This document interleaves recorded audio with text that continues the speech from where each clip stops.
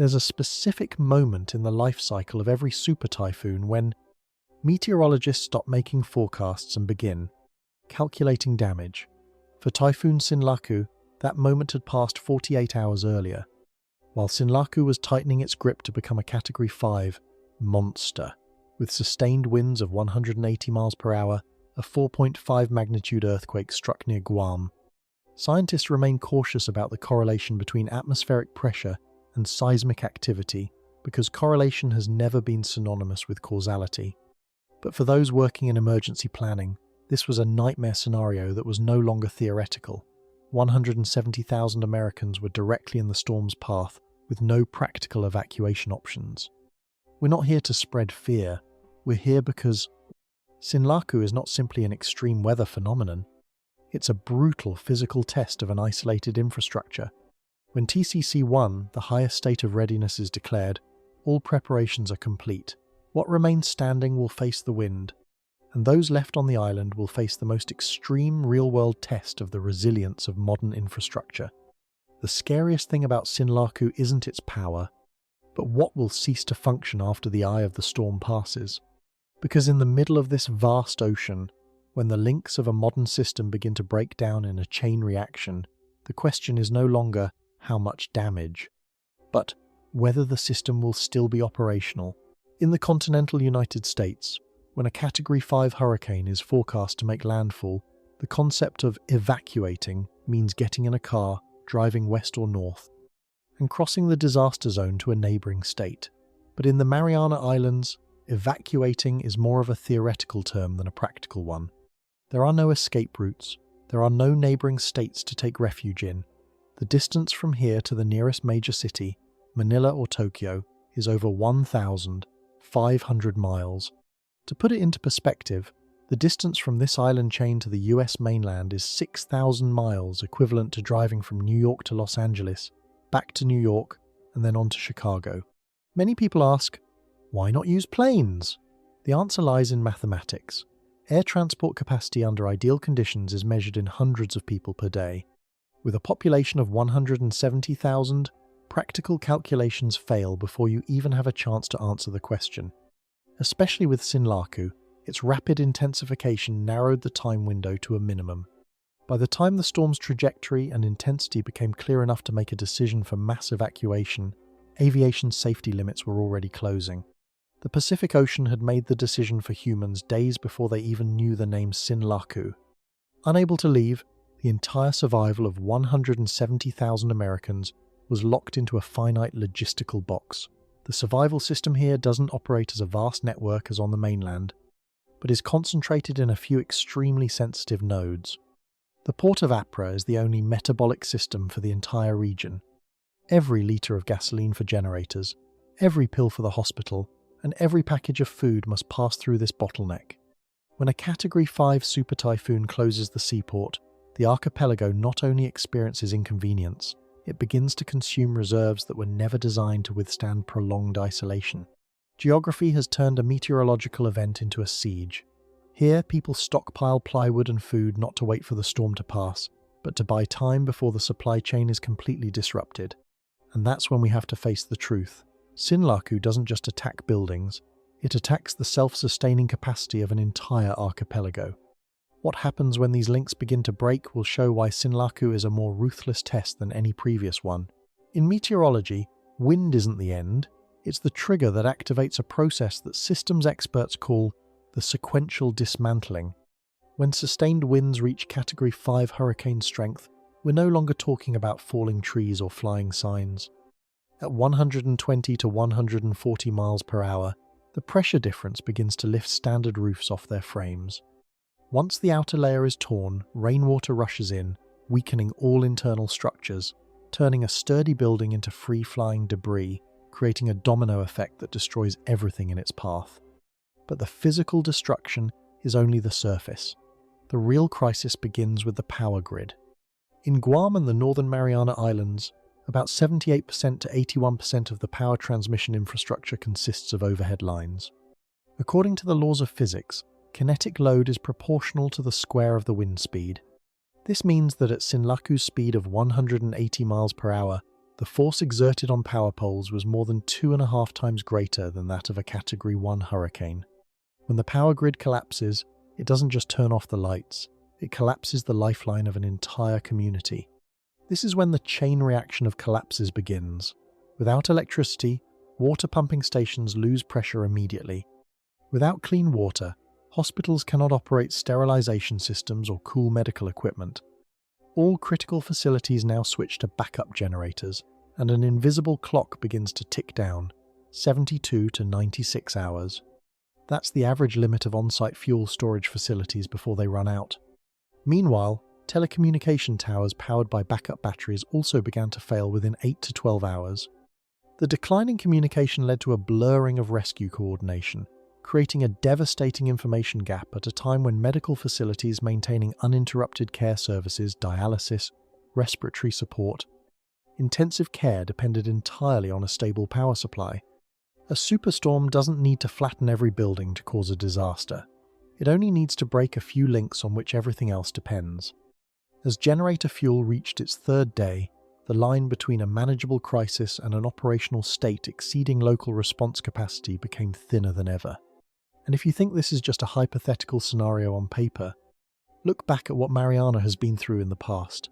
To understand why Sinlaku is causing such extinction concerns, we must look at the still healing scars of the archipelago. In 2018, Super Typhoon U2, with winds of 170 miles per hour, directly hit Saipan and Tinian, leaving a vivid example of systemic collapse. At that time, the power grid of the entire Northern Mariana Trench, CNMI, completely collapsed. Not for days, but for months. Many populated areas remained in darkness and without clean water. This was not a temporary disruption, it was the complete destruction of the functioning of a modern society. History shows that the recovery process on the islands never proceeds in a straight line.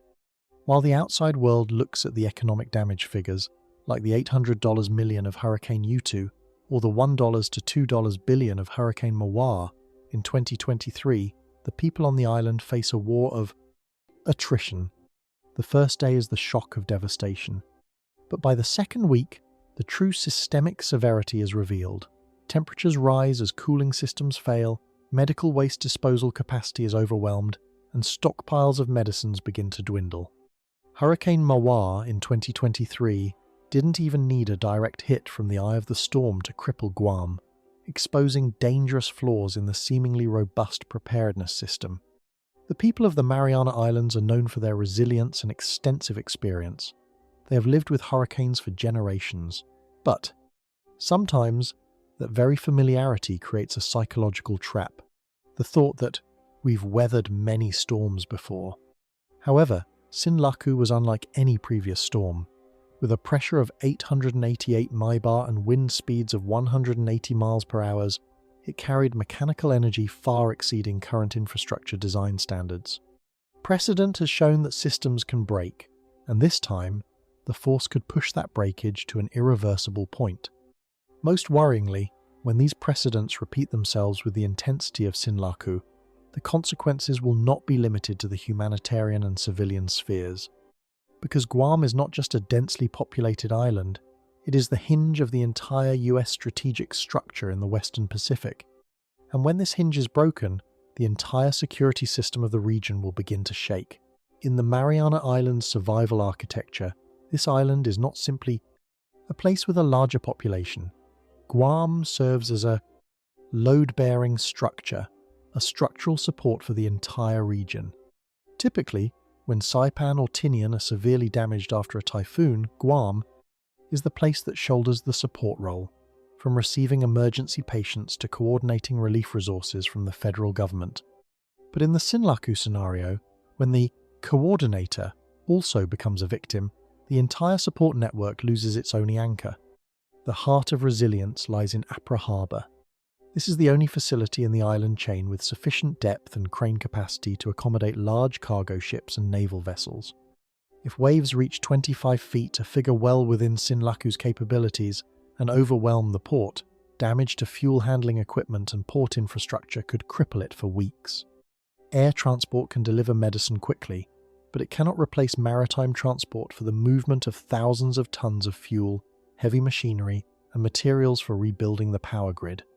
Without the port, any recovery efforts are merely temporary solutions on a crumbling foundation. Finally, there is a layer of reality that defense analysts are closely monitoring. Guam's role as a forward operating platform, a forward operational base for the United States in the Western Pacific. Researchers in disaster management and dual-use civilian military infrastructure have noted a crucial fact. Bases like Anderson or the Guam Naval Base do not exist in isolation.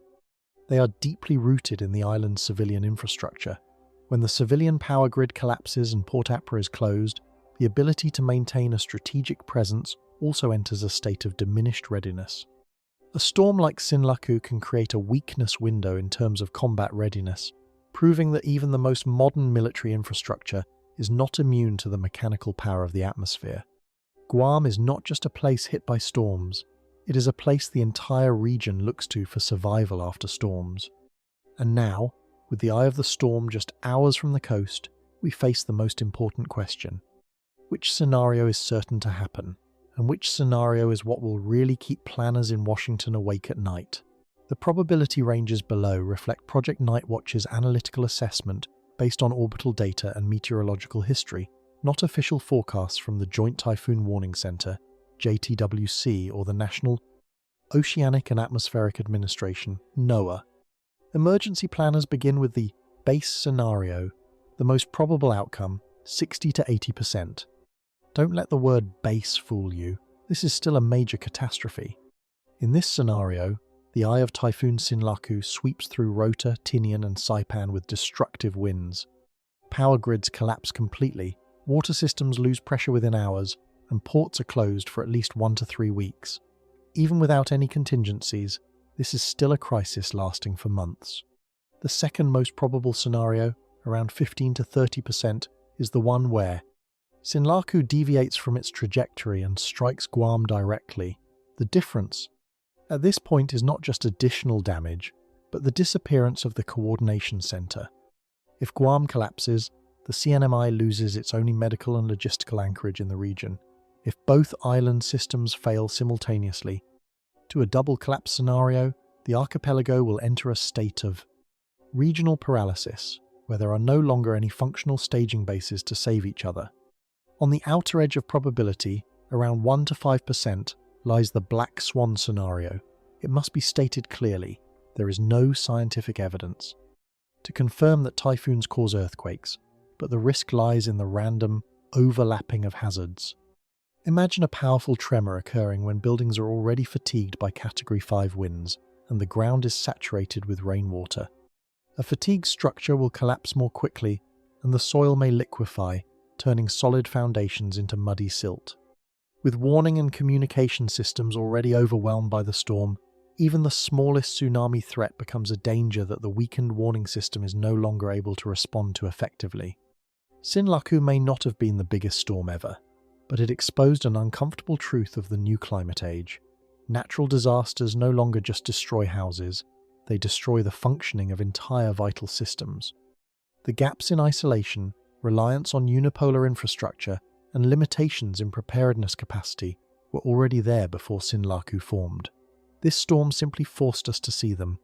The universe doesn't score our confidence, it scores the realistic safety limits we've set, and Sinlaku just submitted that scorecard to 170,000 Americans in the Mariana Trench.